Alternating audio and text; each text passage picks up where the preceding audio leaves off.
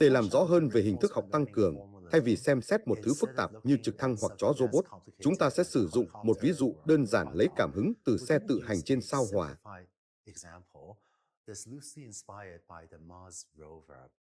Ví dụ này được điều chỉnh từ một ví dụ của giáo sư Emma Brunskill của Stanford và một trong những cộng tác viên của tôi, Chakriti Agaro, người đã thực sự viết mã đang điều khiển xe tự hành trên sao Hỏa ngay bây giờ.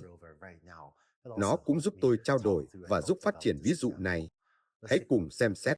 Chúng ta sẽ phát triển học tăng cường bằng cách sử dụng một ví dụ đơn giản lấy cảm hứng từ xe tự hành trên sao Hỏa. Trong ứng dụng này, xe tự hành có thể ở bất kỳ vị trí nào trong 6 vị trí, như được hiển thị bởi 6 ô ở đây.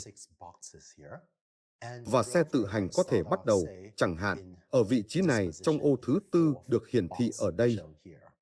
Vị trí của xe tự hành trên sao Hỏa được gọi là trạng thái trong học tăng cường.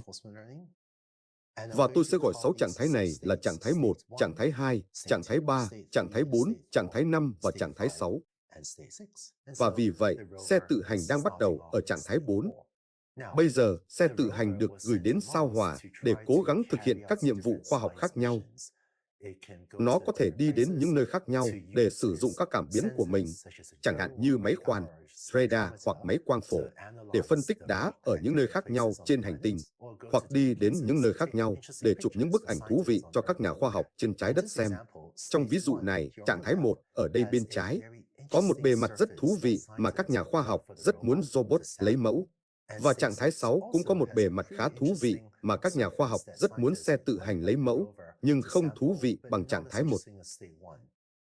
Vì vậy, chúng tôi muốn thực hiện nhiệm vụ khoa học ở trạng thái 1 hơn là ở trạng thái 6, nhưng trạng thái 1 ở xa hơn. Cách chúng ta phản ánh trạng thái 1 có khả năng có giá trị hơn là thông qua hàm phần thưởng. Vì vậy, phần thưởng ở trạng thái 1 là 100, và phần thưởng ở trạng thái 6 là 40, và phần thưởng ở tất cả các trạng thái khác ở giữa, tôi sẽ viết là phần thưởng bằng 0, bởi vì không có nhiều khoa học thú vị để thực hiện ở các trạng thái 2, 3, 4 và 5 này. Trong mỗi bước, xe tự hành được chọn một trong hai hành động. Nó có thể đi sang trái hoặc có thể đi sang phải. Vậy câu hỏi là xe tự hành nên làm gì? Trong học tăng cường, chúng ta chú ý rất nhiều đến phần thưởng vì đó là cách chúng ta biết liệu robot đang hoạt động tốt hay kém. Vì vậy, hãy xem một số ví dụ về những gì có thể xảy ra. Nếu robot đi sang trái, bắt đầu từ trạng thái 4, thì bắt đầu từ trạng thái 4, nó sẽ nhận được phần thưởng bằng 0. Và sau khi đi sang trái, nó đến trạng thái 3, nơi nó lại nhận được phần thưởng bằng 0. Sau đó nó đến trạng thái 2, nhận phần thưởng bằng 0. Và cuối cùng đến trạng thái 1, nơi nó nhận được phần thưởng 100.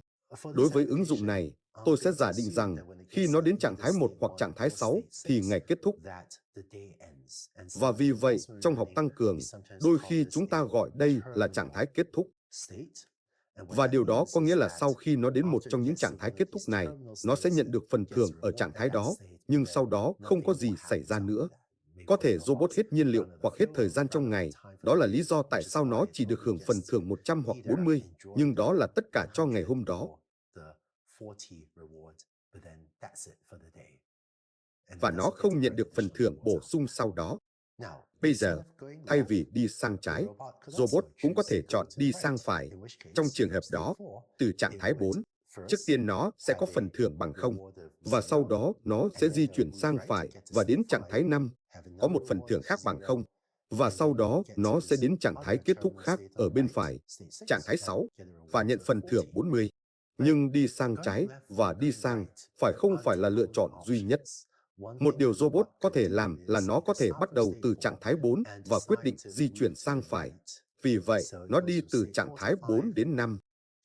Nhận phần thưởng bằng 0 ở trạng thái 4, phần thưởng bằng 0 ở trạng thái 5, và sau đó có thể nó thay đổi ý định và quyết định bắt đầu đi sang trái như sau. Trong trường hợp đó, nó sẽ nhận được phần thưởng bằng 0 ở trạng thái 4, ở trạng thái 3, ở trạng thái 2, và sau đó là phần thưởng 100 khi nó đến trạng thái 1. Trong chuỗi hành động và trạng thái này, robot đang lãng phí một chút thời gian. Vì vậy, đây có thể không phải là một cách tuyệt vời để thực hiện hành động, nhưng đó là một lựa chọn mà thuật toán có thể chọn, nhưng hy vọng nó sẽ không chọn lựa chọn này. Vì vậy, để tóm tắt, tại mỗi bước thời gian, robot ở một trạng thái nào đó mà tôi sẽ gọi là S, và nó được chọn một hành động, và nó cũng nhận được một số phần thưởng R của S mà nó nhận được từ trạng thái đó. Và kết quả của hành động này, nó sẽ đến một trạng thái mới, S phẩy. Vì vậy, như một ví dụ cụ thể, khi robot ở trạng thái 4, và nó thực hiện hành động, đi sang trái, nó nhận được chả có lẽ không thích phần thưởng bằng không liên quan đến trạng thái 4 đó, và nó kết thúc ở trạng thái mới 3.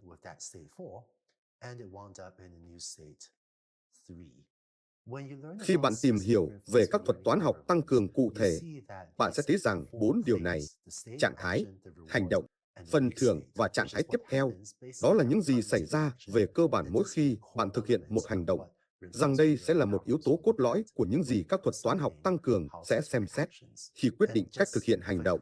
Và để rõ ràng, phần thưởng ở đây, đây là phần thưởng liên quan đến trạng thái này. Vì vậy, phần thưởng không này được liên kết với trạng thái 4 thay vì trạng thái 3. Đó là hình thức của cách một ứng dụng học tăng cường hoạt động. Trong video tiếp theo, hãy xem cách chúng ta chỉ định chính xác những gì chúng ta muốn thuật toán học tăng cường thực hiện. Cụ thể, chúng ta sẽ nói về một ý tưởng quan trọng trong học tăng cường được gọi là lợi nhuận. Hãy tiếp tục đến video tiếp theo để